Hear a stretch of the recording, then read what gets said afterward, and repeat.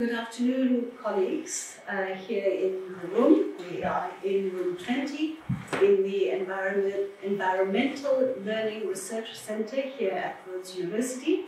And welcome to colleagues who are joining us online. It's wonderful to see so many of you back this afternoon.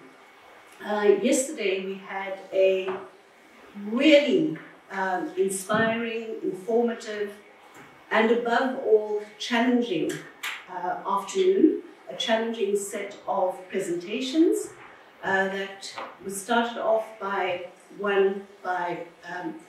distinguished Professor Hela Lotz-Sitka. And what struck me about Hela's presentation was that a whole lot of work in relation to sustainability and integrating SDGs into curriculum has already been ongoing since almost forever. And so Africa is firmly on the map when it comes to thinking about sustainability. She also spoke about the fact that Africa has a large number of sustainability issues, problems, and challenges, and that Africans, therefore, need to be at the forefront of thinking about how to engage with issues of sustainability. And so that is a challenge to all of us to think about what we need to do in our particular context in order to begin to make a very small difference, because every little bit counts. And so this afternoon, we will carry on with this conversation. We have 4 presenters from Rhodes University. We will start off with Di Hornby, who is the Director of the Center for Social Development and Community Engagement, is her focus. And Di has been involved in community engagement in the town of Makanda for many, many decades. And she is now working at Rhodes University after a short period away from the institution, and she is making great strides and, dare I say, waves to integrate the university and its work into the community. And last year, one of the projects that Di was involved in won the prestigious McJanet Global Citizenship Prize. And perhaps she will talk very briefly about that in her presentation. After Di, we've got 3 more very short presentations. Each presentation will be 15 minutes, and after each presentation, we will have the opportunity to ask a question. We will then have a short comfort break, after which distinguished Professor Hela Lotz-Sitka will facilitate a workshop on how we can begin to think about SDGs in our own context. And I will talk to you a little bit more about that just before the start of the break. So for now, I'm going to hand over to my colleague, Di Hornby.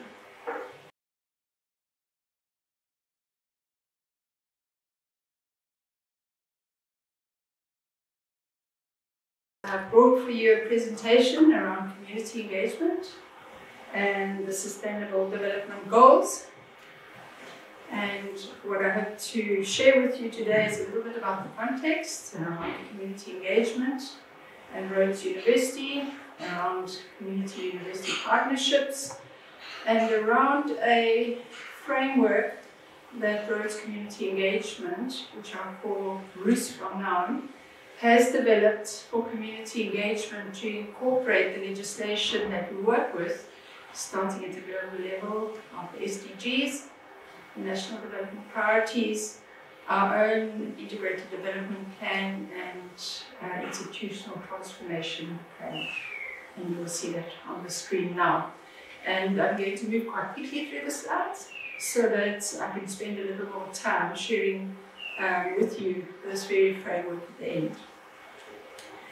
So this is our contribution to the sustainability of human, community and planetary well-being through community engagement's nexus with higher education's learning and teaching and the research curriculum.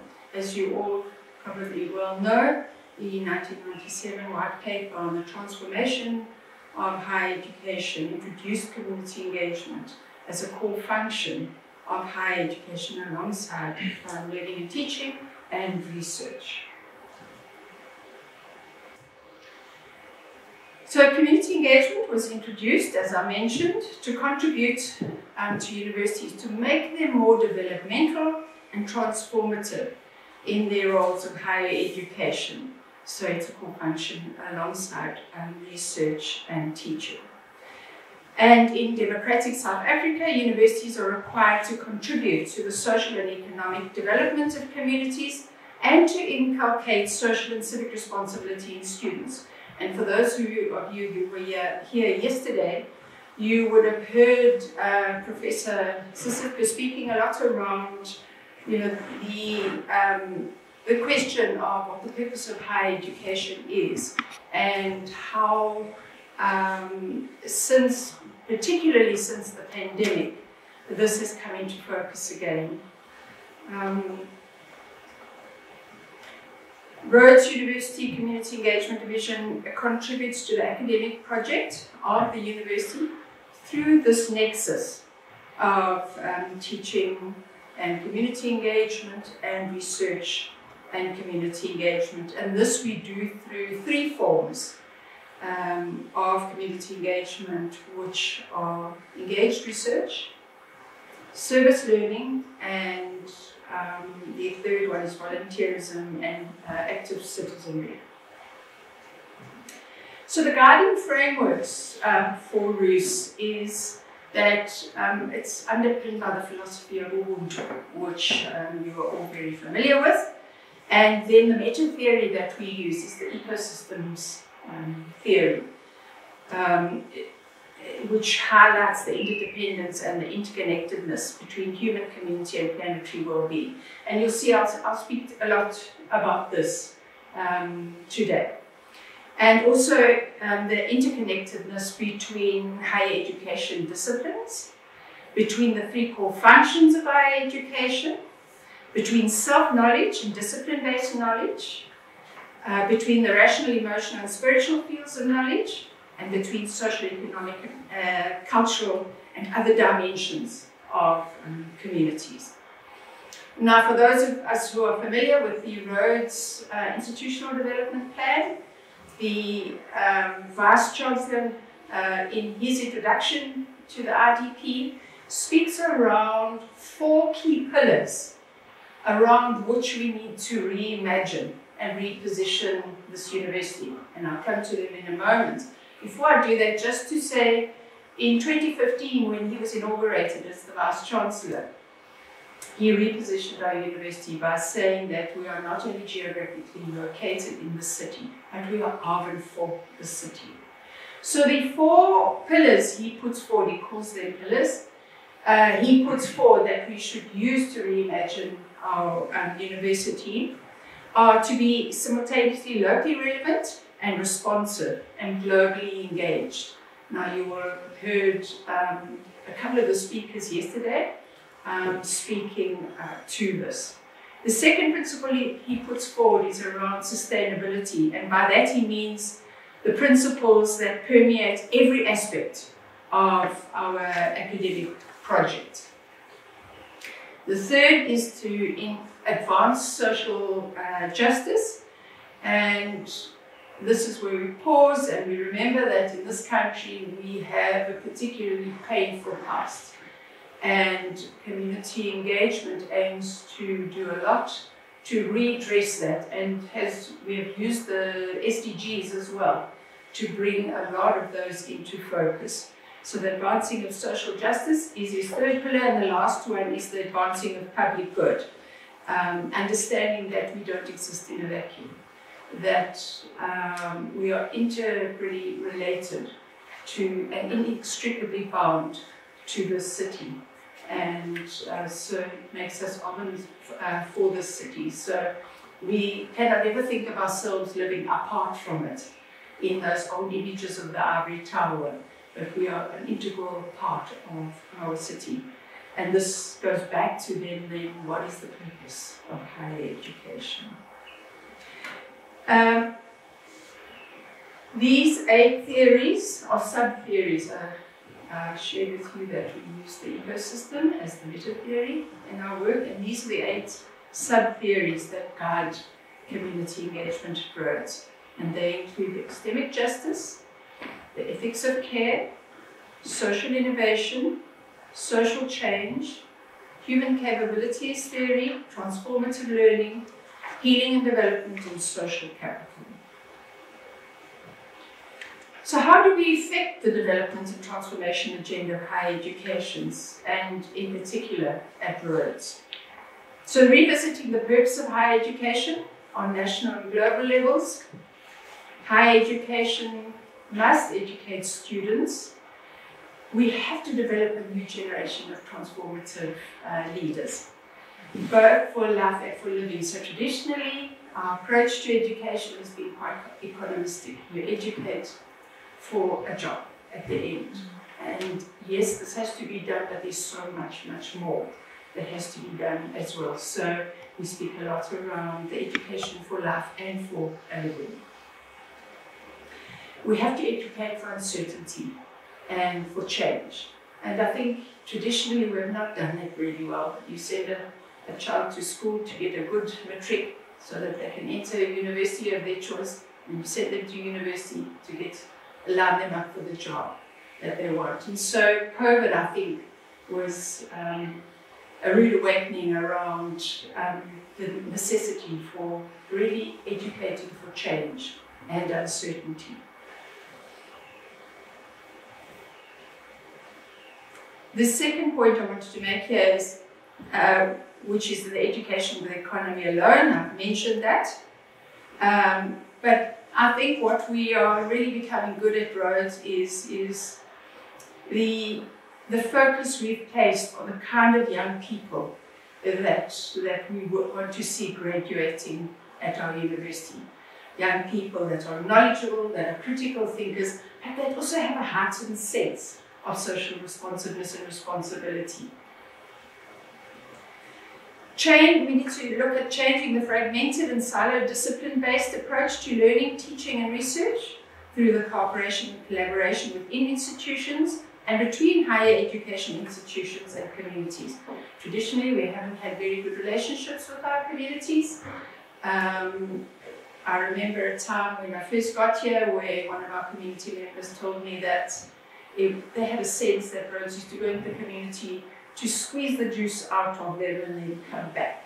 And I think that has all changed in the last decade, but the building of relationships is critical to this integrated interrelated work that we do. At an institution-wide approach and a plan to implement and monitor the SDGs through the nexus between teaching and learning and research and community engagement. So we don't see teaching and learning in one silo, research in one silo, and community engagement in one silo. We have adopted a model here that community engagement is infused into the others. It never stands alone, and it enhances and creates opportunities for research and teaching.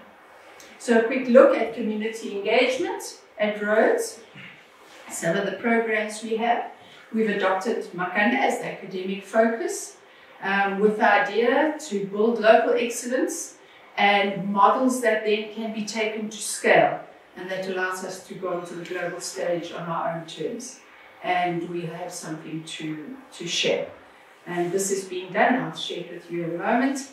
And then around curriculum of short courses in service learning, engaged research, community-based participatory research, and volunteerism and active citizenry. So the theorizing of community engagement has been a critical part of what we've done. The community-university partnerships, the co-generation of knowledge, so that being respectful of what the community brings, the different ways of being and knowing, and co-creating knowledge, which is a very rich and meaningful and authentic way of going about research. Community-based participatory research is a preferred approach, so working with people rather than for people, which triggers an action and benefits both. So mutually beneficial partnerships are critical to our success. And then promoting student leadership and active citizenry of students has been a large part of what we have done. So around the community university partnerships, which speaks to the SDG 17, a key emphasis implementing them, breaking that ivory tower perception, rebuilding those relationships, and integrating the knowledge democracy and the knowledge economy. The community participation and co-production of knowledge, bridging knowledge between real-world experiences of community and academia. And example of that quickly is we developed a community-based participatory research short course for academics, took it to the community, they looked at it and they said, nope, this one doesn't work for us, but we would like to develop one for community partners with you. So we've just been through a process of developing that with them. And that's a short course that will be run out of the university as well. So the very fact that they felt comfortable in the space to challenge us and say, that wasn't going to work, but we'd like to be a part of developing a new one was very encouraging. I think I'll mention the first point here and then go straight on to the framework we've developed. The Delors Commission report, which you heard about yesterday. It was called The Treasure Within, which emphasized the importance of a humanistic approach to education and an integrated vision for education. So they speak around the 4 pillars of education, which is learning to know, learning to be, learning to do, and learning to live together. And I think a lot of our education system focuses on the learning to know and sometimes the learning to do, but not the learning to be and the learning to live together. So these are areas I think that we can, through the SDGs, do a lot of good work. I'm going to move on to the framework that we developed and just share that with you. We spent 3 days around this, developing this framework which for community engagement, which incorporates the SDGs, the National Development Plan, the IDP and the RTP. And it has been very, very useful to us. A quick look at each of the areas. So if you look at the center there, the planet, the places, the people, sustainability and collaboration and well-being. So we looked at themes, and then we look at the nexus between this teaching, research, and community engagement. And the collaboration theme speaks to the SDG 10, 16, 17. The sustainability and planet theme speaks to the SDG 6 to 15 and to 17. The 17 is the partnership one which cuts across them all. And then the people and well-being speaks to 1 to 6 and also 17. So in terms of putting the wheel into effect, I'm going to go back to the wheel so you can focus on that and then share a few little things with you around community development, around student development, around academic development, around institutional development, and how we've impacted in those various areas. So around the community development, one example I've already shared about the CDPR research process. Around student development, we have short courses, theoretical short courses for all our volunteer programs. Students complete those before they go on to be placed in a site of their choice. And the partnerships, we've got over 75 partnerships with community partners, where through which all 3 forms of community engagement take place. The academic development, we run a service learning, which is a credit-bearing form of community engagement, where you take the learning outcome of a student and you match it with community need and you shape a program. That and community-based participatory research short courses towards collaboration. And then the institutional development that the universities are very forward under, and community engagement mitigates that ivory tower image of roads through the principles of community engagement. I'm going to just share one last example around how the work we've been involved in through this wheel has impacted on our local community. If you look at the education space, the Vice Chancellor in that inaugural speech made a promise to the community that we would work with schools and all other education service providers and the department to collectively turn public education around. It started in 2016, and in the year of 2015 we were one of 4 worst performing districts in the country in terms of grade 12 results. In the last 2 years, we've been the best performing city in the province, and our grade 12 results have been a lot higher provincially and a few percentage higher than the national average. When we started in 2011, we had 10 young graduates join road from our no-fee paying school sector. This year there are 140 graduates, so that speaks to access to education. So by using this framework, it's really allowed us to work in integrated and interrelated ways across all the disciplines, between the university and the community, between the 3 functions of higher education, and between the 3 forms of community engagement. Thank you. Thank you very much, Diane, for that presentation and for giving us some insights into your thinking about community engagement and how you integrate work with the community into the academic project, all aspects of the academic project, teaching, research, and also community engagement, of course, which is a very important aspect of universities. All right, I'm going to ask if there are any questions or comments from our audience, both online and in the room.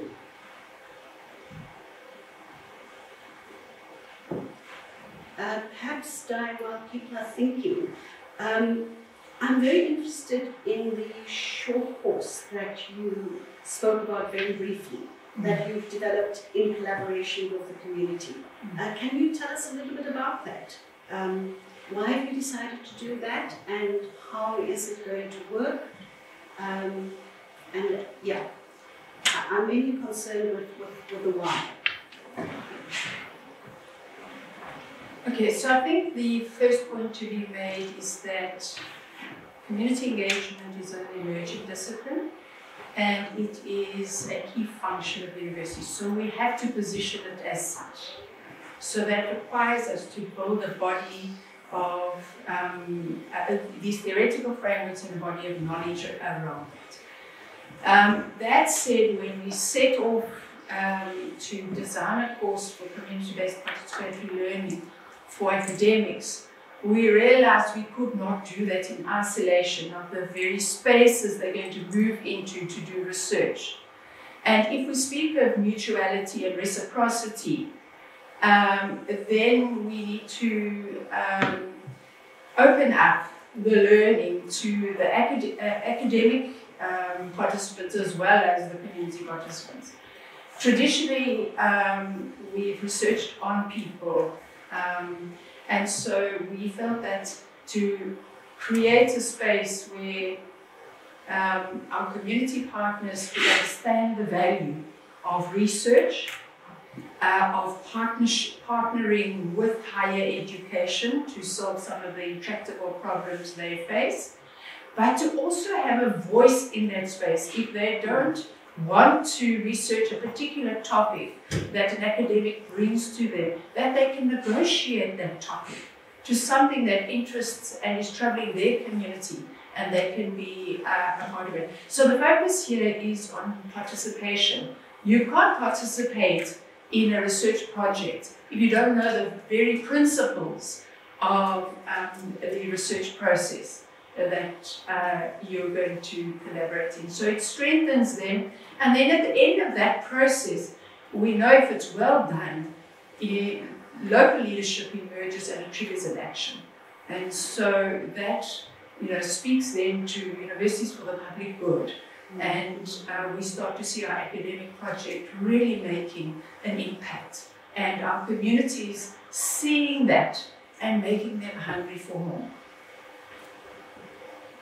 Okay, thank you. If you want to ask a question, for those of you online, just type M in the chat and we will give you the mic. Yes, I am from UKZN, and thank you very much for the work on community engagement that we involve. The question I want to ask you is about academic silos, because we've been trying to work with, I'm in education, also I'm involved in physics education as well, and multidisciplinary work. But it's very difficult to actually break down silos. Like recently we started a community project, or we're about to get it started. But to get people in the disciplines is very hard because everyone is sort of hold up in their own disciplines and they don't want to move outwards and integrate. One of the things we've been doing is trying to work with cross PhD, students supervising PhD across disciplines. That seems to work as well. Thank you very much. That's also a question I had. Yeah. So I think it goes back to why. Why do we need to work in interdisciplinary ways? When people start to understand why, look at our society, look at our world, look at the challenges that we face. Can we really do as we've always done? And I think it comes a point to say it's not business as usual. And we have to look at how we educate. Is our education system doing it for us? And if not, what is it we need to do differently? And that said, change is hard and change is a process. So what we've tried to do in the RUS office is that you try to look for champions in your organization, people who are exploring interdisciplinary ways of working and who've been successful, and open up spaces where they can start sharing. And the momentum is built in that way. So we share a lot around how we've impacted education in the space. And when we speak to the students, it's because of that social capital, their social capital. There are 500 of them that work weekly in our education system in this town. And they start to see the impact through qualitative and quantitative work, and that inspires. So not to tell anyone it's proprietary, because then they just simply refuse, but to understand why. What do we need to do differently? What kind of world do we want to leave behind for our grandchildren? That is a serious matter. Environmentally, the kind of young people, we don't just have a COVID pandemic. There's a pandemic of violence, there's a pandemic of poverty. How are we dealing with all of those? And how are we looking for ways of which higher education can contribute to the social and economic development? We use public money. So how are we contributing? What kind of young people are we growing that can go out there and be the change agents that we'd like to see in the world? We will start to think about the society that they're living and try to think of ways of reshaping in their small spaces. So it is not the theme of this afternoon then, Dai, to start small, think big, and just make a difference. Yeah? Yeah, I agree totally. Don't think it's insurmountable. Yeah. Start small, do something really special, and then start inspiring people, bring more and more people into the space, and then start sharing. Yeah. Dai, there's a question here that is linked to the question that Madaraj asked.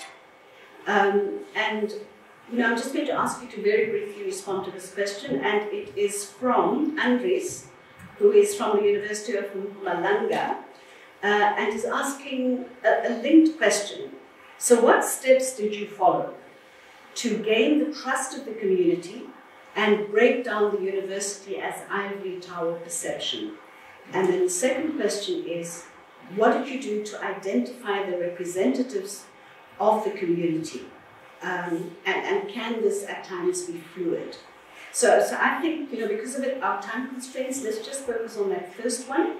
How did you gain the trust, and how are you breaking down the divide between the university and the community? So that's such an important question, because without trust, without warmth, without relationship, you can't effect change, because it's mostly a human development process. So so that then leads me on to the idea of community-university partnerships. Everything works through partnerships. So you have to be very deliberate around how you build those partnerships and how you nurture them, and what are the principles that you agree upon when you're working in partnership. So for us, it was around just starting to build those and getting people into spaces and talking. And then as they got stronger, the partners that work in our volunteer programs and with some in our service learning programs, we have a system where mid-year we have a reflection session, and we invite them into a space. It's very informal, and we just encourage them to be critical. What's working in the program? What do you want to see changed, etc., so that they start to see that we're really serious about these partnerships.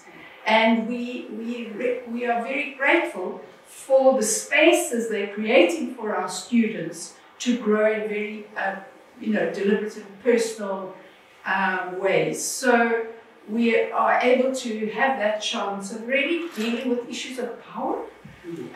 Now they know that we value critical input. So if they criticize something that's not working in the program, or they want to challenge us, we really embrace that and enjoy that, and they'll see afterwards too how we then have implemented across the programs. Then at the end of the year, we do a proper evaluation, and then we ask them, would you like to be part of this particular volunteer program next year? Is there anything you want to change, etc.? So they actually co-manage those programs, and I think that has helped us to build those relationships. We also invite them to a lot of university activities. So when we have our awards at the end, if departments are doing lectures, we'll organize transport for them to come to those lectures. So they're becoming more and more a part, and we're making this university far more porous than it ever was before.